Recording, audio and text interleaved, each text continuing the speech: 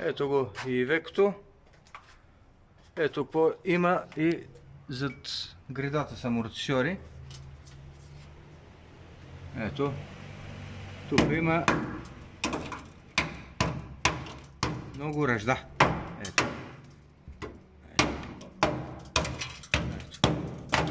Тук не е останало много от шасито.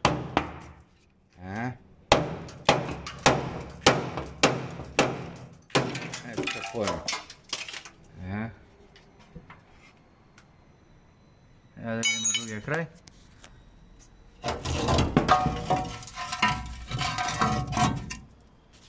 Ето. Тук е същата работа.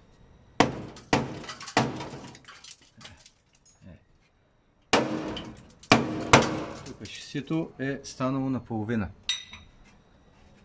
Повечето коли са така.